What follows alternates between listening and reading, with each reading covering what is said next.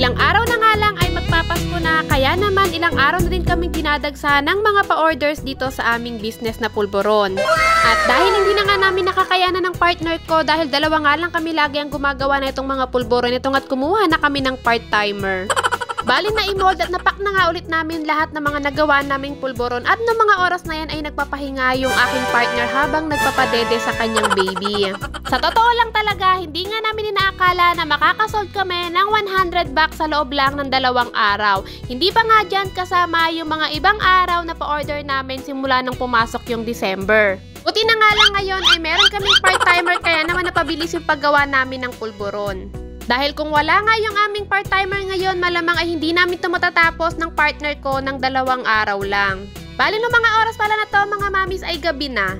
Tanghali kasi at saka hapon, dun kami nagmold at saka nagpack na nagpack.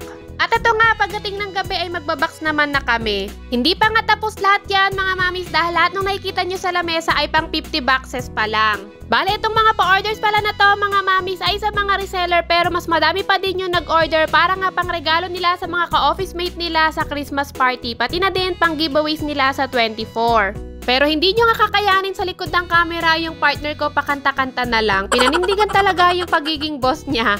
At dahil ayoko nga magpalamang mga mami, syempre kumanta-kanta na nga din ako pero parang hindi nagugustuhan ng anak niya yung pagkanta-kanta ko.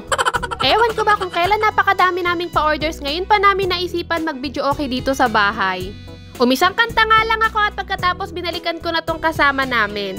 Joke nga lang yung sinabi kong part-timer namin to mga mamis pero siya talaga ay kaibigan ko na kapatid ng aking partner. Bakasyon kasi nila sa trabaho niya ngayon kaya naman naisipan niya na tulungan kami dahil nung nalaman niya nga na napakadami naming pa-orders na awa siya sa amin kaya nagpresenta na siya na tulungan kami. Siya na nga yung tumutulong sa amin na walang bayad, siya pa talaga yung nagpatanghalian at nagpamerienda sa amin. O diba, hindi niyo kinaya. Sa totoo nga lang ay mas parang pagod pa siya kaysa sa amin ng partner ko. Tinapos nga lang muna namin ngayong gabi itong 50 boxes at kinabukasan nga yung 50 boxes naman. Eto nga't nagmadali na silang mag-asikaso para makauwi na at para hindi sila gabihin.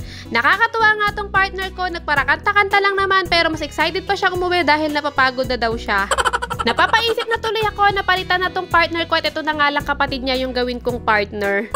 Kinabukasan naman, paggising namin ni Daddy ay dineliver na namin yung ibang boxes ng pulburon. Dahil malapit lang naman yung ibang nag-order, taga dito lang din naman banda sa amin. At pagdating naman ng gabi, eto nga't pinagpatuloy na namin yung paggawa ng pulburon dahil nga kailangan na namin itong matapos at kinabukasan kailangan nang ma-deliver lahat to. Dahil hindi na nga kami kasya sa lamesa, ito nga't dito na ako sa labag. Total naman nakabox na lahat to at lalagyan na lang ng mga scotch tape sa bawat gilid ng box. Ginagawa talaga namin to para nga hindi magbukas yung box dahil nung mga nakaraan ay hindi namin nalalagyan ng ganito ay nag-open yung box at pag nadadaganan. Habang ako ay busy dyan, yung dalawa kong kasama ay nandoon nga sa lamesa at nagmumold pa dahil kulang pa talaga itong mga nakikita nyo. Konti na nga lang at malapit na naming ilabas lahat ng gamit namin para nga magkasya na lahat ng pulburon namin dito. Huwag nga pala kayong mag-alala mga mamis dahil nakabox naman na lahat ng pulburon at malinis naman niyang aming tiles. Sinigurado nga muna namin na nagwalis, naglampaso muna kami bago namin ilapag lahat ng box na yan. Finally nga mga mamis, natapos na silang mag-mold. Bali ang ginagawa na nga namin dito, ako ang tagalagay ng thank you sticker at yung partner ko naman ang tagalagay ng aming logo sticker. At kung hinahanap nyo naman yung isang kasama namin, nandun siya banda sa gilid at inaalagaan niya yung kanyang pamangkin na baby ng aking partner.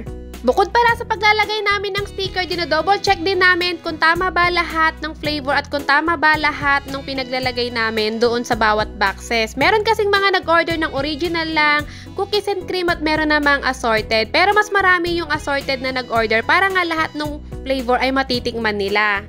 Sobrang nakakapagod at hindi talaga madali gumawa ng pulburon mga mamis at gawin tong business. Pero nakakatuwa pag alam mong maraming umu-order at paulit-ulit silang umu-order sa'yo dahil nasasarapan sila sa pulburon na gawa mo. Sinamantala na din kasi talaga namin ng kaibigan ko or ng partner ko na tumanggap ng pa-order ngayong December dahil alam naman namin sa January hindi na kami ganito kalakas. Pero sana nga mga mamis patuloy nyo pa rin kaming suportahan dito sa aming small business dahil meron talaga kaming pinapangarap ng partner ko na business. At bago nga matapos tong video na to mga mamis, meron nga akong good news sa inyo. Dahil malapit na nga ang Pasko mga mamis ay pipili kami ng 3 lucky sharer na padadalhan namin ng pulburon.